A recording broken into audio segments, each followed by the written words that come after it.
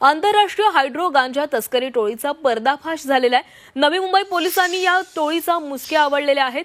तस्करीमध्ये पोलिसांसह कस्टम अधिकारीही सहभागी आहेत। 2 पोलीस कस्टम अधिकाऱ्यांसह 10 जणांना अटक झाली आहे। हायड्रो गांजा तस्करी करणाऱ्या आंतरराष्ट्रीय टोळीचा नवी मुंबई पोलिसांनी मुसक्या आवळलेल्या आहेत आणि यात अंमली पदार्थ तस्करीत पोलिसांसह कस्टम अधिकाऱ्याचा सहभाग असल्याचं समोर आले।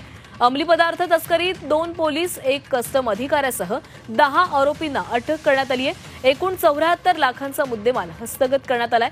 पोलिसांनी केलेल्या कारवाईनंतर पोलीस हवालदार सचिन भालेराव आणि अंमली पदार्थ विरोधी कक्षातील संजय फुलकर हे वारंवार एकमेकांच्या संपर्कात असल्याचं आढळून आलं आणि यामुळे या दोघांना अटक करण्यात आलेली आहे। त्याचप्रमाणे परदेशी टपाल कार्यालयातील कस्टम अधीक्षक प्रशांत गौर याचाही यामध्ये सहभाग असल्याचं आढळून आलं।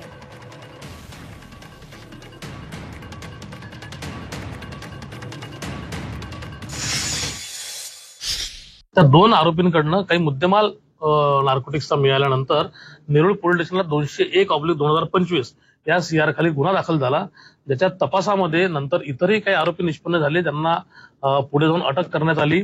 त्यामध्ये आंतरराष्ट्रीय स्तरावरनं एनडीपीएसचा माल भारतामध्ये मागवला जातो, तो एअरपोर्टला येतो। एअरपोर्टला आल्यानंतर त्याला क्लिअर करणारा एजंट आहे, त्या एजंटला सुद्धा या गुन्ह्यामध्ये अटक केली।